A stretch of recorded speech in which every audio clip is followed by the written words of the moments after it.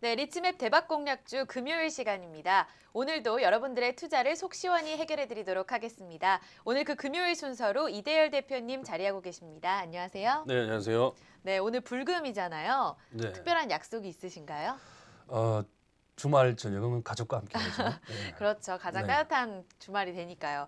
주말 얘기하기 전에 제가 궁금했던 점이 있습니다. 네. 우리 시간으로 23일, 그리고 미국으로는 이제 저희 시간으로 24일이죠. 그리고 네, 미국 그렇죠. 시간으로 23일인 블랙 프라이데이가 이제 시작이 되는데 네. 이게 미국의 최대 쇼핑 시즌이잖아요. 네, 그렇죠. 그렇죠. 네. 그래서 저희가 여러 이제 소비자분들이 굉장히 기대를 하고 계시고 또 이제 네. 다른 세계 장도 굉장히 주목을 하고 있는데 최근에 이제 소비 심리가 개선이 됐다 이런 신호도 있지만 네. 미국의 재정 절벽으로 미국의 이제 소비자들의 지갑이 열기에는 이제 수월하진 않다 이런 두 가지 이렇게 정반대는 얘기가 나오고 있거든요. 네, 네. 근데 실제로 이 미증시뿐만 아니라 우리 증시 그리고 글로벌 장에도 영향을 크게 끼치잖아요. 네, 그렇죠. 어떨 것 같으세요? 네, 우선 최근에 그 발표가 되고 있는 그 경제 지표들 동향을 좀 보게 되면 네.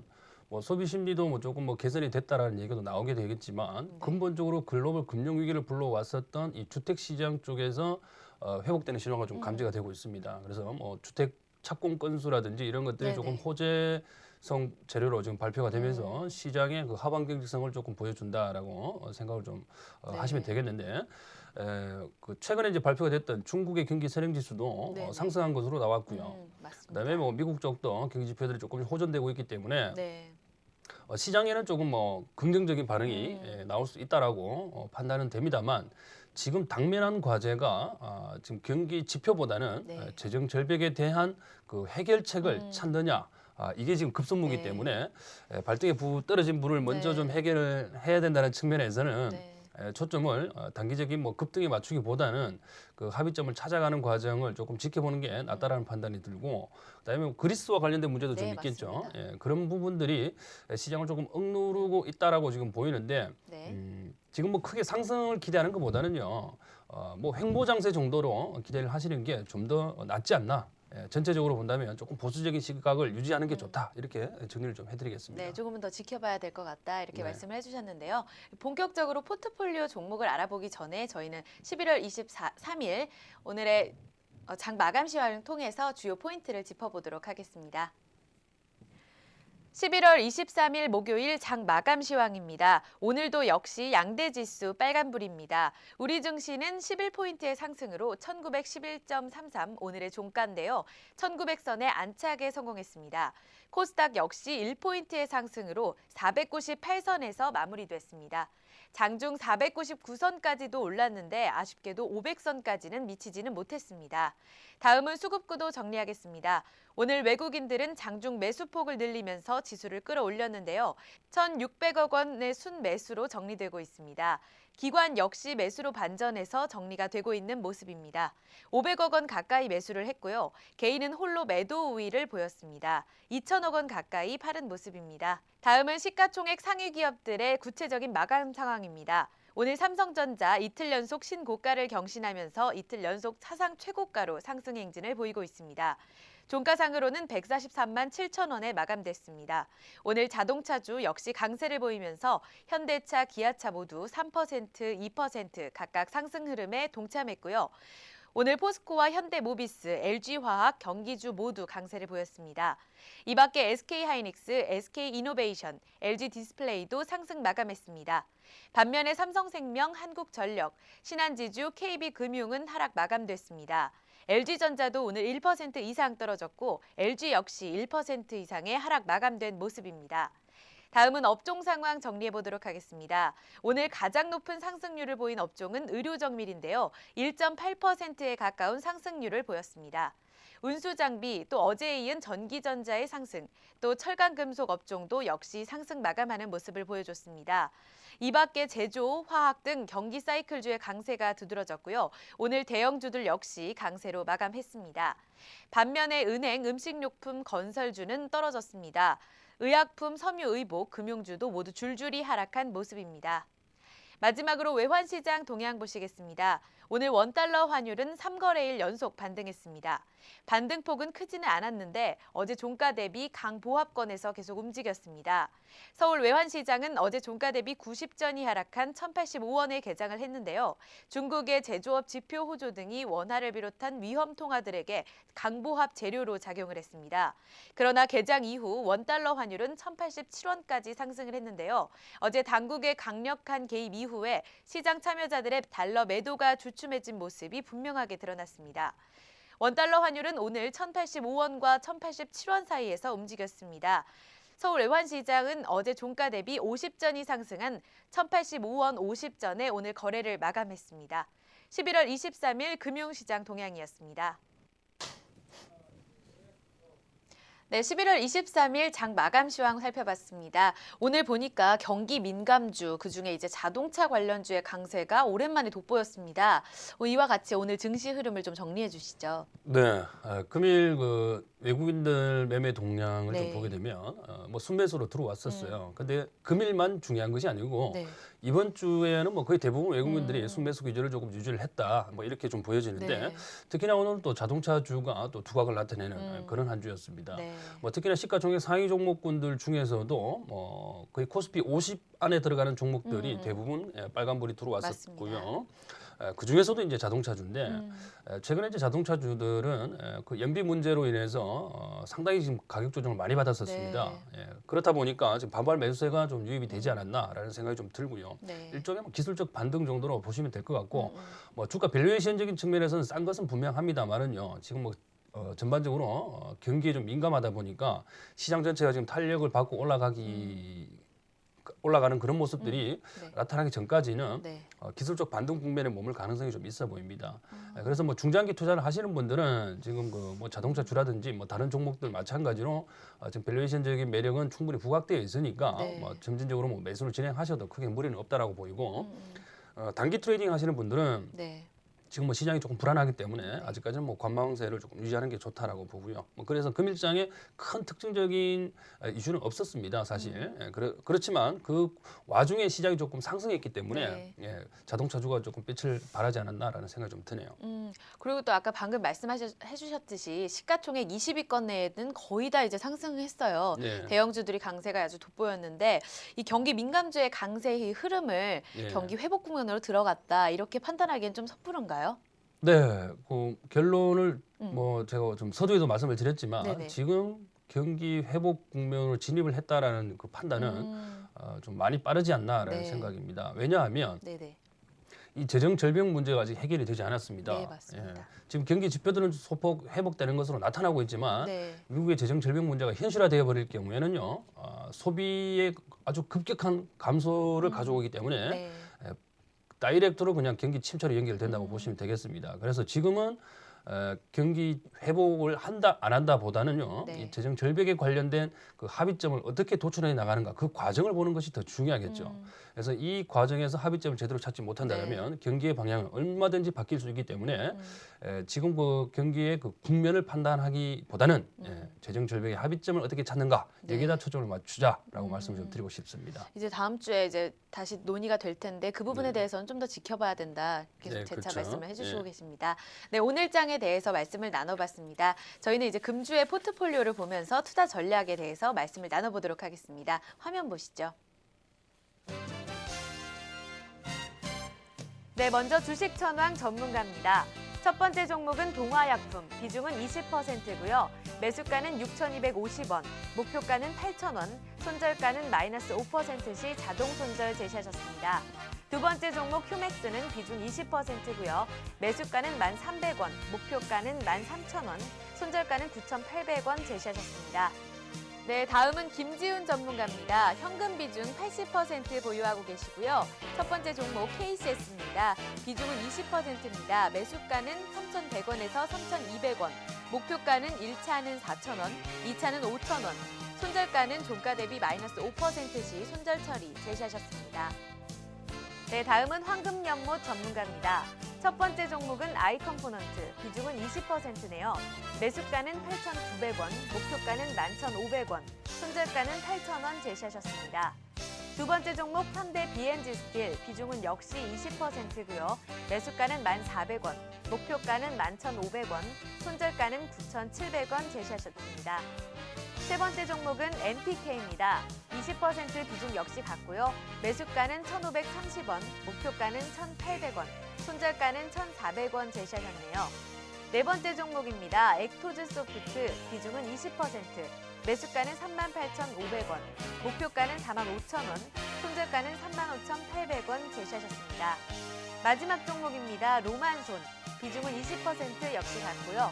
매수가는 11,700원, 목표가 13,500원, 손절가는 1,500원 제시하셨습니다. 네, 다음은 이성대 전문가입니다. 현금 비중은 40% 보유하시고 첫 번째 종목은 CJ ENM입니다. 비중은 30%고요. 매수가는 28,000원에서 28,400원, 목표가는 35,000원, 손절가는 27,000원을 제시하셨습니다. 다음 종목은 MK전자입니다. 비중은 역시 30%고요. 매수가는 4,200원에서 4,450원, 목표가는 6,000원, 손절가는 4,000원을 제시하셨습니다. 네, 마지막으로 이대열 전문가입니다. LG전자, 비중은 20%고요. 매수가는 73,000원 전후 분할 매수, 목표가는 8만원에서 88,000원 상향 조절, 손절가는 7만원 제시하셨습니다. 네, 마지막으로 이대열 전문가입니다. 현금 비중은 50%고요. 첫 번째 종목은 LG전자입니다. 비중은 20%, 매수가는 73,000원 전후 분할 매수, 목표가는 8만원에서 88,000원 상향 조정하셨고 손절가는 7만원 제시하셨습니다. 네, 마지막 종목은 바른전자입니다. 신규 편입된 종목인데 비중은 30%고요. 매수가는 1,450원, 목표가는 2,000원, 손절가는 1,400원을 제시하셨습니다.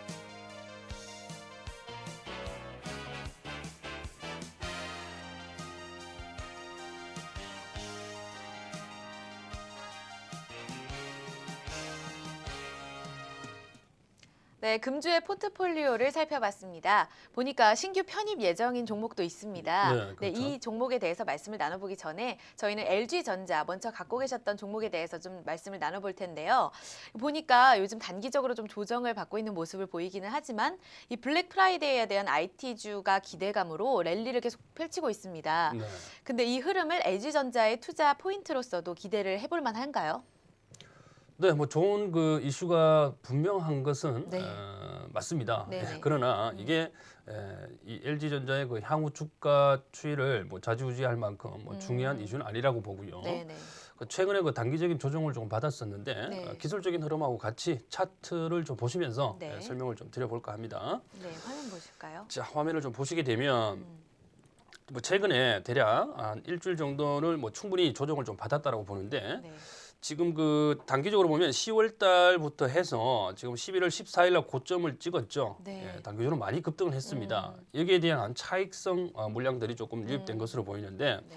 이 하락하는 구간에서 거래량을 보시게 되면 거래량이 전반적으로 뭐 많이 실리는 모습은 아닙니다. 그래서 단기적인 차익성 물량이 조금 나왔다라고 보시면 되겠고요. 지금 뭐 누가 이렇게 매도를 했나라고 보니까 최근 3일 동안 기관들이 조금 차익 실현에 나섰다라고 보입니다. 뭐 밸류에이션적으로 크게 부담이 되는 그런 가격대는 분명히 아니니까 네. 여러분들 크게 걱정하실 건 없고요. 지금 현재 수익 구간에 있습니다, 여전히. 그렇기 때문에 조금 뭐 홀딩해서 가는 것도 좋은데 지금 현재 기술적인 흐름을 좀 본다라면 네.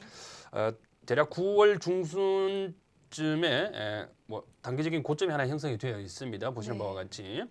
이 라인 자체가 지금 77,000원대 가격인데요. 77,000원대 가격이 네. 일단은 부담이 되는 것은 맞아요.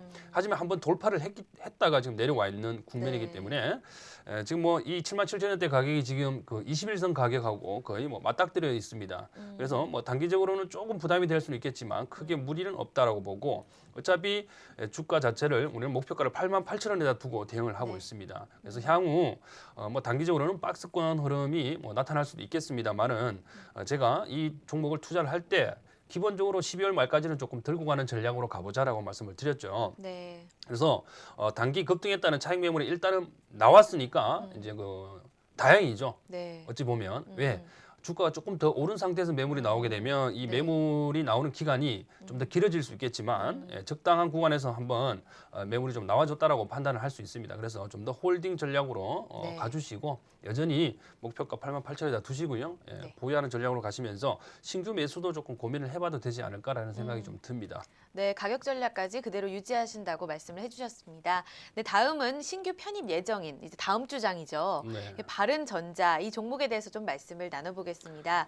보니까 종합 반도체 기업입니다. 얼마 전에 3분기 실적이 굉장히 좋게 발표가 났다고 들었습니다. 그렇죠. 이 투자 포인트 어떤 포인트로 투자를 하면 좋겠습니까? 네, 지금 그 시장의 그 이슈. 업종별로 보게 되면 가장 큰 이슈를 가지고 있는 게 단연 IT 업종이 되겠습니다. 그렇죠? 뭐 계절적으로도 지금 뭐 성수기라는 얘기도 나오고 있고 미국장의 그 이슈도 좀 없고 있고 하다 보니까 시장에 관심을 조금 받는데 그 중에서도요. 이 바른전자와 같은 실적 성장이 지금 담보가 되어 있는 종목들 같은 경우에는 단기적인 트레이딩을 하기에도 좋겠지만 이 중장기 투자를 하기에도 매우 적합하거든요. 최근에 그 공시 자료를 좀 보게 되면 256GB 그 SD 카드를 세계 최초로 개발을 해서 양산을 하기 시작했습니다. 이러한 부분들이 지금 그 계절적인 성수기와 맞물려 가지고 이 반도체 수요와 맞물리게 되면 4분기 실적도 뭐 3분기 실적 못지않게 상당히 개선될 것으로 예상할 수 있겠습니다. 그러다 보면 전반적으로 연간 실적 자체가 꾸준하게 개선되는 쪽으로 가기 때문에 기업 가치는 조금 더 평가를 다시 한번 받지 않을까라는 생각이 좀 듭니다. 그러다 보면 주식시장은 그죠? 선행해서 움직이기 때문에 주가 모멘텀이 한 번 더 일어날 수 있을 것으로 보입니다. 그리고 기술적인 부분 한번 짚어드리죠. 차트 화면을 좀 보겠습니다. 자, 최근에 보시게 되면 대략 한 1,600원 선에서 윗꼬리를 달고 있는 모습들이 지금 뭐 포착이 되고 있는데요. 이것은 뭐 단기적으로 많이 급등을 좀 하다 보니까 자, 이게 지금 대략 한 1,000원 선에서부터 그죠? 1차 박스, 그다음에 2차 박스가 형성이 되어 있는데 1,000원권에서 어찌 보면 대략 한 50%까지 지금 상승했다라고 보이거든요. 자, 그러면 당연히 차익 요건은 생길 수밖에 없습니다. 그래서 지금 현재 1,465원 가격대지만 박스권 안에서 놀고 있죠. 박스권 돌파는 충분히 가능하다고 보는데 매수 기준가는요. 조금 뭐 등락을 거듭할 수 있는 종목이기 때문에 1,450원을 제가 매수 기준가로 제시를 해드리겠습니다. 그래서 목표가 자체는 조금 높게 잡을게요. 바른전자는 대략 한 2,000원 선까지 잡겠습니다. 자, 주봉을 잠깐 확인할게요.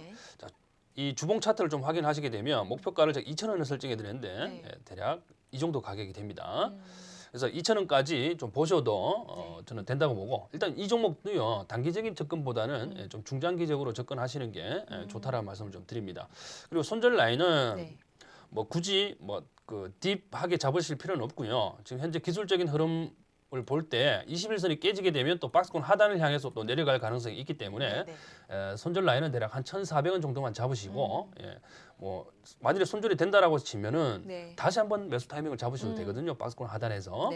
그래서 뭐 굳이 그 손절 라인을 이탈했는데도 불구하고 꾸준하게 보유하면서 가실 필요는 없다고 봅니다. 그래서 단기적으로 1,400원이 지지가 되면 계속해서 좀 매수를 좀 하시고 이탈이 되게 되면 대략 한 1,300원 이하에서 매수를 다시 한번 하시는 게 좋을 것 같습니다. 목표가 제가 2,000원 제시하고요. 매수 의견 1,450원 기준가 드리겠습니다. 네, 새로운 종목, 편입될 종목의 가격 전략까지 들어봤습니다.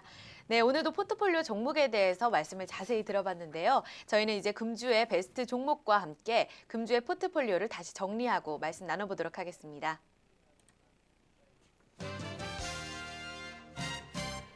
네, 먼저 주식천왕 전문가입니다. 첫 번째 종목은 동화약품, 비중은 20%고요. 매수가는 6,250원, 목표가는 8,000원, 손절가는 마이너스 5%시 자동 손절 제시하셨습니다. 두 번째 종목 휴맥스는 비중 20%고요. 매수가는 1,300원, 목표가는 13,000원, 손절가는 9,800원 제시하셨습니다. 네, 다음은 김지훈 전문가입니다. 현금 비중 80% 보유하고 계시고요. 첫 번째 종목 KCS입니다. 비중은 20%입니다. 매수가는 3,100원에서 3,200원, 목표가는 1차는 4,000원, 2차는 5,000원, 손절가는 종가 대비 마이너스 5%시 손절 처리 제시하셨습니다. 네, 다음은 황금연못 전문가입니다. 첫 번째 종목은 아이컴포넌트, 비중은 20%네요. 매수가는 8,900원, 목표가는 11,500원, 손절가는 8,000원 제시하셨습니다. 두 번째 종목 현대 BNG 스틸, 비중은 역시 20%고요. 매수가는 1,400원, 목표가는 11,500원, 손절가는 9,700원 제시하셨습니다. 세 번째 종목은 NPK입니다. 20% 비중 역시 같고요. 매수가는 1,530원, 목표가는 1,800원, 손절가는 1,400원 제시하셨네요. 네 번째 종목입니다. 엑토즈 소프트, 비중은 20%, 매수가는 38,500원, 목표가는 45,000원, 손절가는 35,800원 제시하셨습니다. 마지막 종목입니다. 로만손, 비중은 20% 역시 같고요. 매수가는 11,700원, 목표가 13,500원, 손절가는 1,500원 제시하셨습니다. 네, 다음은 이성대 전문가입니다. 현금 비중은 40% 보유하시고 첫 번째 종목은 CJ ENM입니다. 비중은 30%고요. 매수가는 28,000원에서 28,400원, 목표가는 35,000원, 손절가는 27,000원을 제시하셨습니다. 다음 종목은 NK전자입니다. 비중은 역시 30%고요. 매수가는 4,200원에서 4,450원, 목표가는 6,000원, 손절가는 4,000원을 제시하셨습니다. 네, 마지막으로 이대열 전문가입니다. LG전자, 비중은 20%고요. 매수가는 73,000원 전후 분할 매수, 목표가는 8만 원에서 88,000원 상향 조절, 손절가는 7만 원 제시하셨습니다. 네, 마지막으로 이대열 전문가입니다. 현금 비중은 50%고요. 첫 번째 종목은 LG전자입니다. 비중은 20%, 매수가는 73,000원 전후 분할 매수, 목표가는 8만 원에서 88,000원 상향 조정하셨고 손절가는 7만 원 제시하셨습니다. 네, 마지막 종목은 바른전자입니다. 신규 편입된 종목인데 비중은 30%고요. 매수가는 1,450원, 목표가는 2,000원, 손절가는 1,400원을 제시하셨습니다. 네, 금주의 베스트 종목은 황금연못님의 아이컴포넌트입니다. 매수가 대비 수익률 28%로 이번 주 최고의 수익률을 기록했습니다.